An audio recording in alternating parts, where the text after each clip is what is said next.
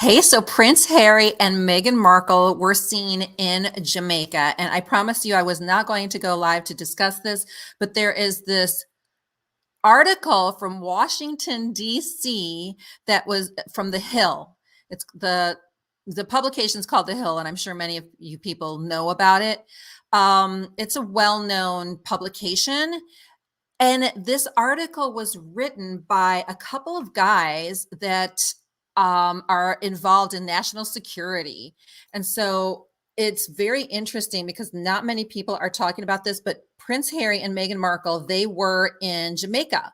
And when they were in Jamaica, I'm going to read the whole article and we're going to comment on it. But this guy, Mark Toth, who writes for The Hill, and his assignments are typically national security and foreign policy.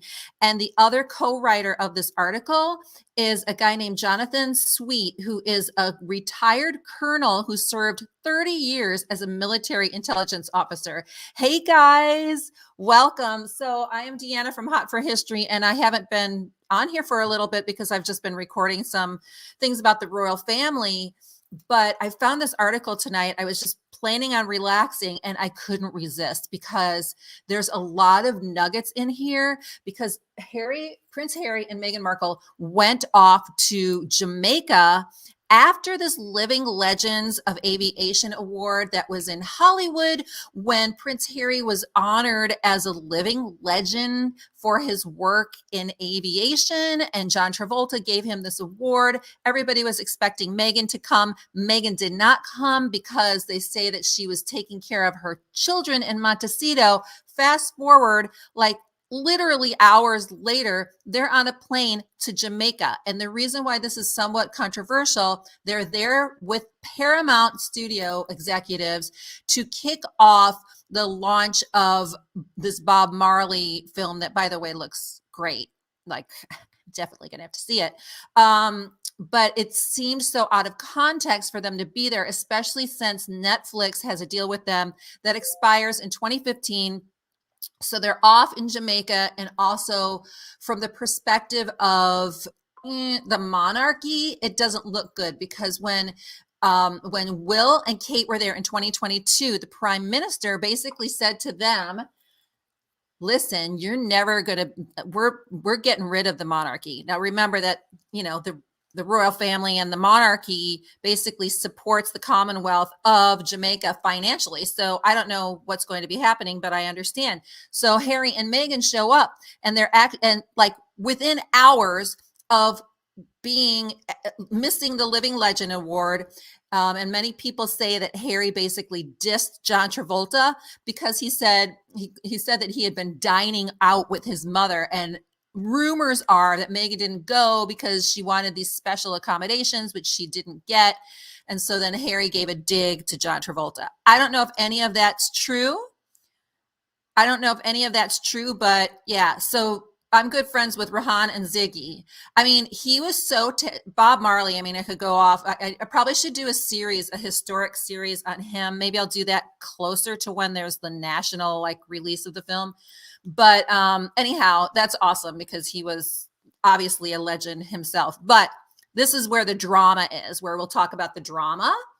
I'm going to put on my nerdy glasses and not look as glamorous as you're used to me, my Vegas friends. So I'm going to read this article, and I want to get your opinions on what you think. So again, The Hill, which is in Washington, D.C. Imagine he goes to Jamaica, and I feel like this article is scandalously written. It's trashing them, and yet it kind of made me chuckle. Yeah, okay, so let me see. Hey Deanna.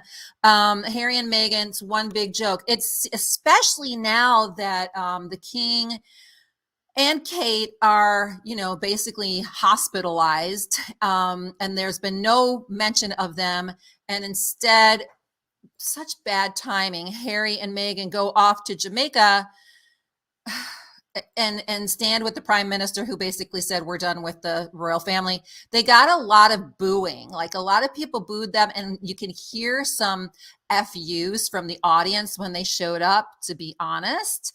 So it's just interesting. But anyhow, Mark Toth, who's the national security and policy writer of The Hill, This is an opinion piece, just to be clear. It's an opinion piece.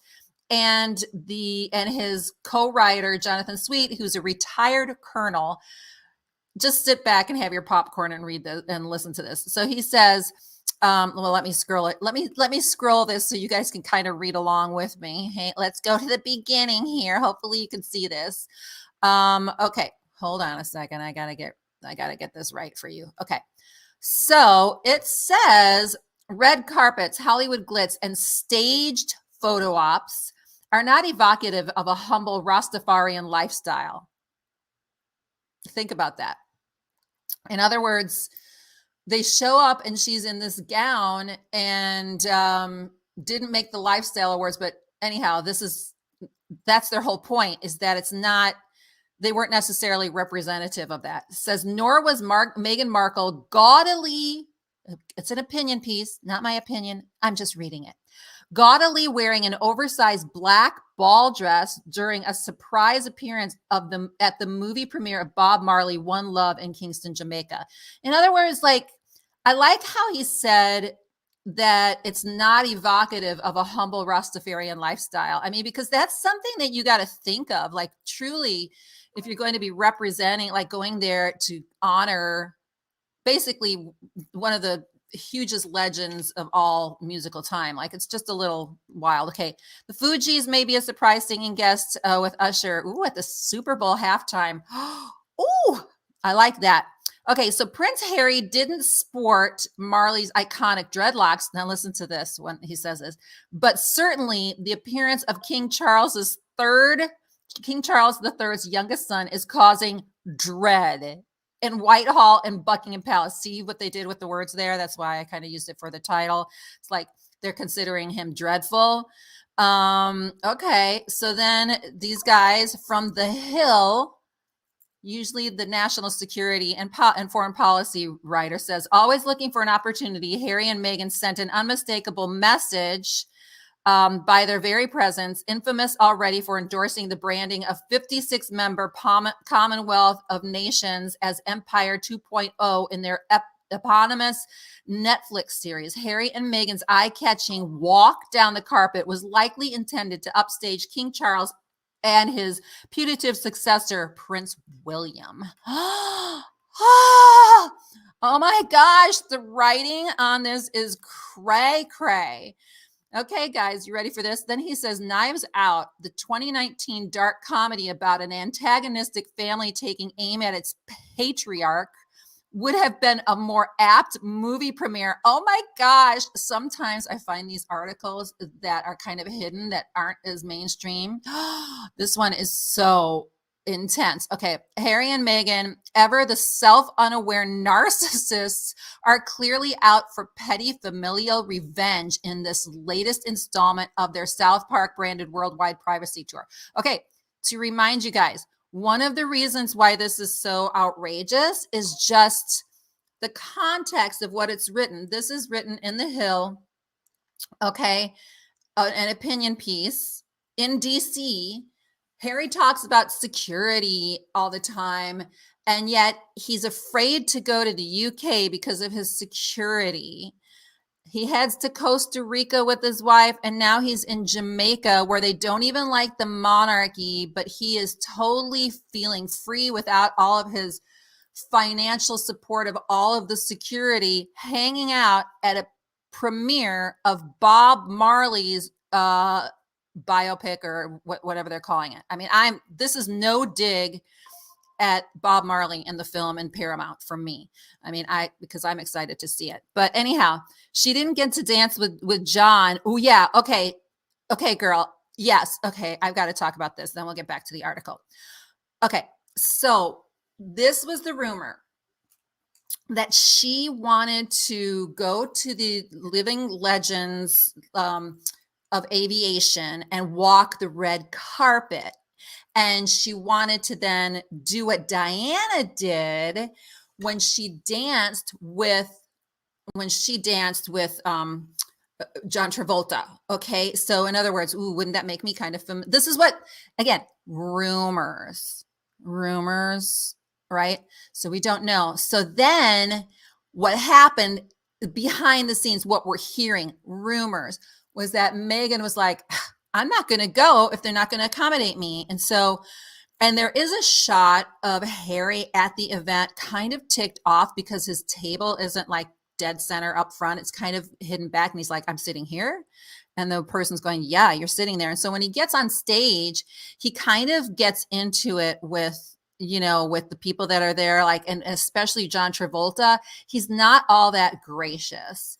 And in fact, him saying like, you were dining out with my mom was like, oh my gosh, so tacky. So anyhow, I'm glad you brought it up. So then they're saying that she had that dress, the one that she wore in Jamaica, and she wanted to walk the red carpet and dance with John Travolta. Okay, he was very rude. Yeah, so they're saying that he was rude to John Travolta. Obviously, Harry's mom loved John Travolta, and the whole story with that, because I read up on it, I think it was during the time when, I think it was Nancy Reagan. I think it was the Reagan White House. I could be wrong, but I think I'm pretty accurate. So there was this big, they were having this big event with them, and all Diana wanted was, because she had been a huge fan as a teenager of John Travolta's, and she wanted to dance with them. And so she had said to, Nancy Reagan, do you think he'll dance with me? And then Nancy Reagan goes over to John Travolta and says, hey, Diana, that's her fantasy. She's always wanted to dance with you, right? So he taps her on the shoulder or whatever, says, do you want to dance? And she's like, oh yeah, I definitely want to dance. So anyhow, they dance. And so that's the great, honestly, talk about a legendary story. That's the story. So all right, so let's go on with the article, because then basically Meghan wanted to recap that and do the same thing. This is what we hear. Again, we could be wrong, but those are the rumors that are out there. Okay, but thank you for reminding me. Keep reminding me of these things because it helps me. Okay, so we were reading. Okay, so Knives Out. We got to this. It was basically a comedy in 2019 about an antagonistic family, being upset with their patriarch, which is basically the same thing. So, and then they go on. Remember, DC, these guys give this opinion piece. One's a colonel, just cracks me up. The other writes about national security and foreign policy, and they're writing about Harry and Meghan in Jamaica. Okay, so you got to understand the context, because there is a political twist to this, because politically there's the drama in Jamaica with the monarchy, and then they're there. So that's why I find it humorous. It is an opinion piece, but it's funny to me to hear them writing like they're, entertainment correspondents, which, obviously they're crushing. So he goes, the timing of the scheming duo's PR stunt in the Caribbean was likely calculated. Catherine, the Princess of Wales, who remains in hospital after abdominal surgery, will be laid up for months. William's sidelined from royal duties as well for caring for their children. The king also will be out of pocket for some time as he begins treatment for an enlarged prostate. This would be all amusing were it not for the serious damage Harry and Meghan continue to inflict upon the national security of the United Kingdom and its Commonwealth partners, and by extension to the U.S. with their effective promotion of Russian and Chinese propaganda. Dudes, I mean, I need to have more people on this because this is crazy. I have not seen one other person talking about this article from The Hill. They're all talking about Harry and Meghan, of course, in Jamaica. I wasn't even going to talk about it. I thought it was too negative. And I actually did put up a video the other night, and then I took it down because I was like, it's just too negative. But I feel like commenting on this opinion piece is accurate, especially if we're interacting and going live. But I mean, come on. Okay, so let's see what their perspective is. Let's see what the perspective is of the colonel in Washington, D.C., talking about Harry, and the writer, Mark Toth, I think it is, who typically writes about national security issues as well as foreign policy. Let's see what else they have to say. Okay, so let's do it. All right, so wait, I'm going to enlarge this so you guys can see it more. I mean, unbelievable. Chinese propaganda. Why is he saying that? Harry and Meghan's attention-seeking behavior was bad enough in the waning years of Queen Elizabeth and Prince Philip's lives. They were well into their 90s and increasingly in ill health. But now it's far worse, given how rapidly an ideological global war is overtaking the globe. So again, why do I think this is so outrageous? Because there's a perspective of what seemingly seems like two innocent people wanting to walk the red carpet, taking this into some kind of major political thing, right? When it's vulnerable, it's like warfare, but on the red carpet. I'm just thinking, and many of us who follow Harry and Meghan are just thinking that, they know their Netflix series is, and their deal that they had $100 million, that's going down the tubes.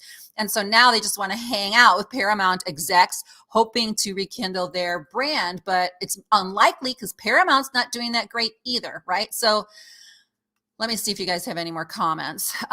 Okay, she didn't get to the answer. John Travolta was very rude. I think the journalist is giving I love these comments. I think the journalist is giving Harry and Meghan a little too much credit. They aren't that deep. They're Thursday, not commies. Right. I don't think it was intentional, but that's what happens. I think ignorance oftentimes, like stupidity, can create these problems. I also agree with you. I don't think they're intentionally trying to create political drama. I do think they might intentionally be trying to put a dig at the monarchy, but I don't think they're thinking that it's anything that's going to be earth-shattering, right? But these guys are saying, wait a second, let's see what else they have to say. But yeah, that's a good point. Okay, so this is interesting. So he's saying Harry and Meghan are incapable of reading the room at a geostrategic level. Let me make sure I was right. Global war. Okay, yeah. At a geostrategic level. Okay, so now they're going to explain themselves. Like, how is it that Harry and Meghan could be a threat to like a global, on a global scale for simply going to a Bob Marley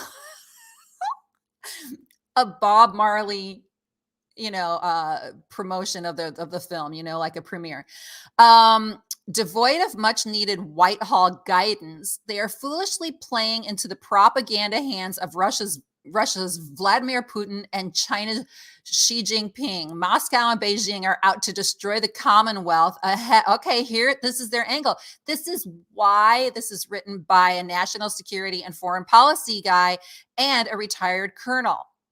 Guys, I think that every royal correspondent should be covering this particular article. Moscow and Beijing are out to destroy the Commonwealth, headed by King Charles, and the Duchess of Sussex continue to help them at every turn. Okay, I gotta get your comments on this, because did you ever think this? I never thought that, right? Okay, John Travolta wants to wear the big book. Okay, this is our comic relief right now. Oh my gosh. Okay. Janae's laughing, or Janice. Janae or Janie? I'm going to say Janae. Okay. So don't you guys think that this is, I never thought about it either. I mean, why would we? And again, I agree with you. I don't necessarily think Harry and Meghan are conscious of this, but we got to watch out for ignorance, because sometimes that's the very thing. So they are saying at the Hill in DC, basically the capital newspaper, simply put, it's time for Harry and Meghan to be formally stripped of their royal titles by an act of British Parliament. Their decision at the One Love premiere to glad hand Marlene Malahu Forte, the Jamaican minister for legal and constitutional affairs, was unforgivable from a king and country point of view. Forte is spearheading the movement for Jamaica to cease being a realm of King Charles and to become a republic. Nor was it constitutionally wise for Harry to be pictured with Jamaica's Prime Minister Andrew Holness, who is continuing with his plans to hold a referendum on it later this year. Okay, I'm just going to say one thing, though. Okay, there's a lot of anti-monarchists, and as somebody who's American, but following following all this stuff. I mean, I can understand why they wouldn't want to be involved in a monarchy, right? But I think the point with this article is like, okay, we're here in Washington, D.C., and we're trying to give you a different perspective on Harry and Meghan, who just seem to be innocently, let me go to America and live my own lives. And yet they're so malleable into this dangerous stuff. Like, yes, ignorance may be bliss, but ignorance is also very dangerous. Okay, so you'll be doing the premiere of Bob Marley. Yeah, I cannot wait. Yeah, he was a genius. Okay, so let me expand this so you guys could read as well, because I want you guys to be able to read. Okay, so let's go on. While formal independence and republicanism are certainly choices Jamaicans have the right to make for themselves as a country and as a people, Harry, in his capacity as the king's son, should not be seen as endorsing it. So this is just a great point. In other words, I'm sure people on the Hill are not like blaming Jamaicans for wanting to, break away from the monarchy. But the point is, at the tone deafness of Prince Harry and Meghan Markle, they're either highly calculated or highly ignorant. I don't know if it can be in between. This is just wild. I guess it's hard for me to think that it was calculated, that they're trying to just endorse republicanism and, kind of in the moments when the king is basically hospitalized, right? I don't know. I don't think so. But I do think that they knew that they were doing a little bit of a dig and they went there, but I don't think they knew the extent, right? Based on Spare, the autobiography penned by Harry with the aid of a ghostwriter, we likely know why the Duke of Sussex sought the meet and greet with Holness. Famously, in 2022, William and Kate, representing Queen Elizabeth, had an awkward meeting with Holness in which the Jamaican Prime Minister informed the couple that his country had moved on and would proceed to fulfill our true ambition and destiny as an independent country. So basically, what had happened, just to give you guys kind of an update, and then let me take Elizabeth's notes. Okay, hold on. We're going to take some more questions. Just to give you guys, okay, so in 2022, Will and Kate went to Jamaica. They were invited to Jamaica from Jamaica, financed by, by the royal family to do this tour. When they were at the tour and they met with the prime minister, Holness, he's like, I'm just gonna tell you that we're moving in a different direction. You're never gonna be our king and queen, which was somewhat of an insult considering why would they approve this trip for them on their end and know that they would be saying this, right? So it's a little crazy. Let me take some questions and then we're gonna move on with the article again. If the queen monarch bestowed the title, then the king monarch can take it away. What does the parliament have anything to do with it? If the queen monarch bestowed, oh, so you're saying well, I guess they could have they're saying that they're going to have an election and decide whether they're going to be a republic or a constitutional monarchy as part of the Commonwealth within that. So I think that's how it is, but it's a good question. In other words, why would the parliament? Because it's not. Okay, so even in a constitutional monarchy, even in England, parliament controls everything. Like the king and queen don't really have real authority, right? So, but I believe if you're a Commonwealth, you have a separate parliament from the British Parliament, and yet you're a Commonwealth within that. So they can vote and they can say, sorry. But the problem is if they vote against it, then they have to come up with their own money because the Commonwealth isn't going to support that. So I think that's it. I think it has to do with the UK Constitution. Yeah. So I think that's it, Elizabeth. I'm sure there's more to it. Oh, sure. I'll do narration anytime. The point is, we're just reading an article that's from DC that's kind of, I guess for me, when I read it, I thought that it was taking it to a different angle and a little bit far, maybe an extreme opinion. And so I wanted to read it. Okay, so we are going to Jamaica, Queens. I used to live in Whitestone. Okay, let me read the rest of this. Okay, so based on Spare, in which the Jamaican Prime Minister informed the couple that his country had moved on and would proceed to fulfill our true ambition and destiny as an independent country. And again, they're fully in their right to do that. That's kind of not the point, whether we feel like they should or not. The point was just like, if you were a prince, like if we can all like separate ourselves from our opinions based on that, because we're Americans and we fought that war a long time ago. None of us are going to be under control of the king. Anyhow, but so they had obviously the right to do that. But the point is that with Harry and Meghan going over there, knowing the political climate, and they should know the political climate, even though they're not senior royals, people have been holding out for them to maybe have some type of reconciliation.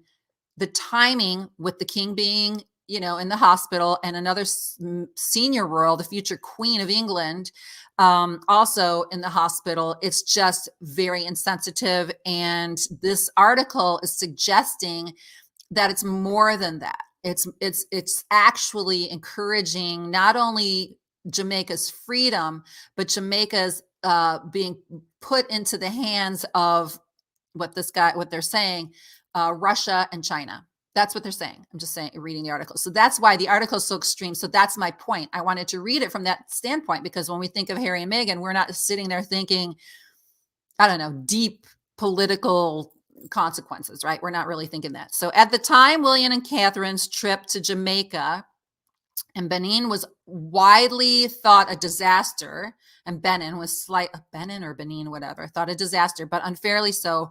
Russia and Chinese disinformation campaigns to subvert the Commonwealth and the UK's remaining realms had long been underway.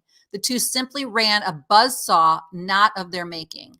Harry, in this light, had the knives out. Again, he's referring to this 2019 film.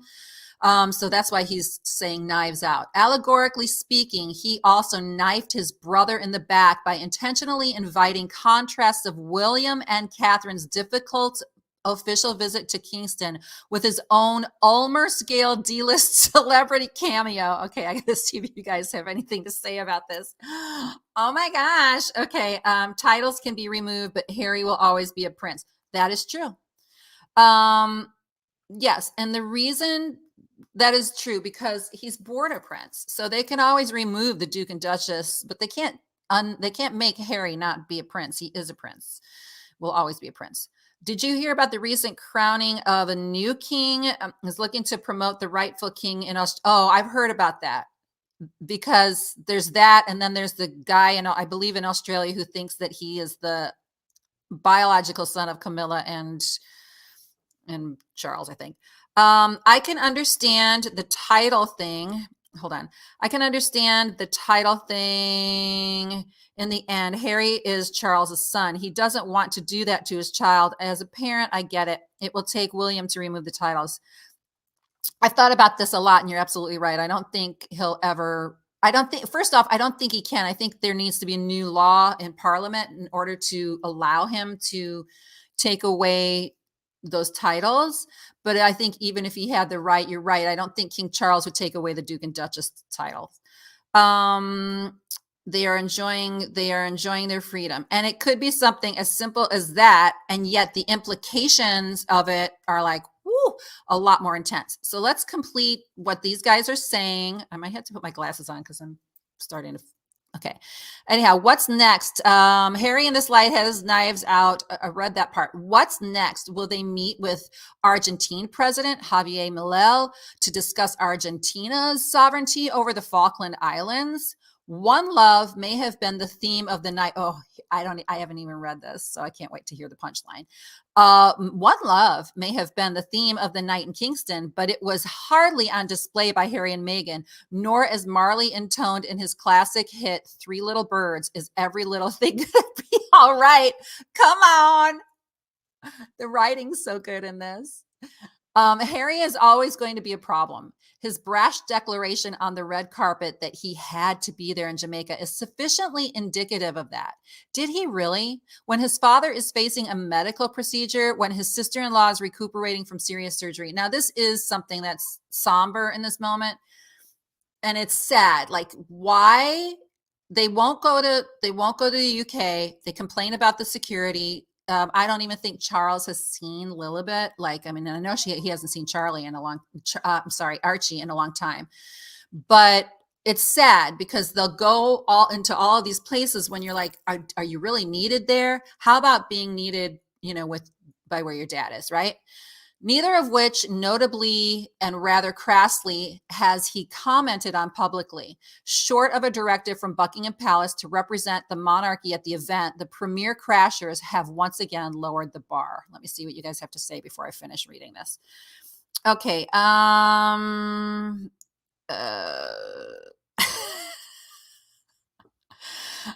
I'm passing. I'm staying on task. Okay, for enough, Cornelia, but they hang on to the titles.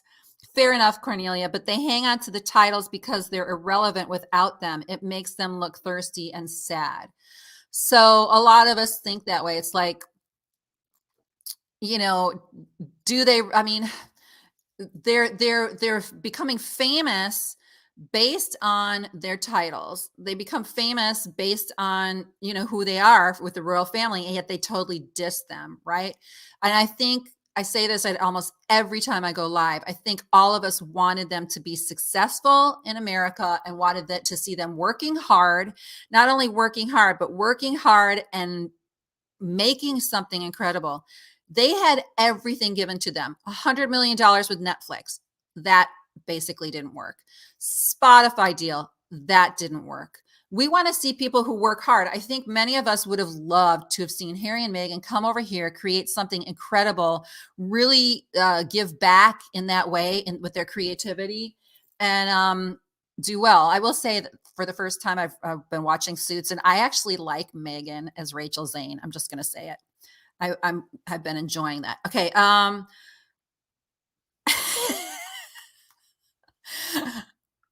I'm not reading. I'm not going to say which one, all of them, all of the Chris's.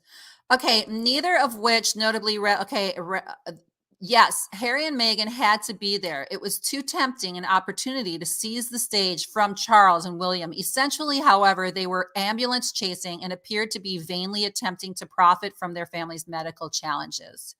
In that regard, Harry and Meghan succeeded. But now it's time for the UK to laugh them off the stage and formally, through an act of parliament, remove their titles, as well as Harry's spot in the order of succession. Harry and Meghan, he spelled Meghan's name wrong this time at the end, started this knife fight. It is time for King Charles and Parliament to put a decisive end to it. So again, read at the bottom, Mark Toth, he writes on national security and foreign policy. And I guess it would take an author like that to be able to see this angle, because I would never see this angle. I would just say, okay, I know that they're kind of putting a dig to, King Charles, but I never really saw it this way, and most of us wouldn't. Okay, so it takes him, Mark Toth, and then retired Colonel Jonathan Sweet, who served 30 years as a military intelligence officer, basically calling out why something that seems as innocuous as just attending a movie premiere, if you are the son of a monarch, even though it's a constitutional monarchy, how that could be a national security threat. But they're basically saying that Harry and Meghan's going there was, kind of could be that. I agree with Jenny. Anyhow, you'll have to write it down phonetically for me, that it's probably not that extreme, but it's really interesting to see that angle. So let me see. They have so much. It's annoying to hear them call themselves victims, a beautiful home and family. Why the constant whining? It is that. It's just that. So anyhow, this article, I left the link to the article in the description and a couple of excerpts. So again, they are saying, Jenny, okay, sorry, like making it all exotic. So anyhow, so this article is suggesting that Harry and Meghan's trip on the red carpet in Jamaica to see a Bob Marley film was a national security threat because of it looking like they're endorsing and encouraging a split from the Commonwealth, um, to become independent. And thereby, if they become independent, that's one step closer to, according to these guys, communism. Got it? So that's what they're suggesting, which is very serious. I'm not saying I agree or disagree. What I was saying is that I found this article to be fascinating because it was seen through the eyes of a major intelligence officer who had been in the military as a colonel for years, and a man who writes for national security and foreign policy in Washington, D.C. I thought that was interesting. So that's all. And I'm going to go now. And I will consider the Chris's. I'm leaning mainly to Hemsworth first and then Pratt. Okay, I will talk to y'all later, although I like Chris Rock too. Talk to you guys later. Bye.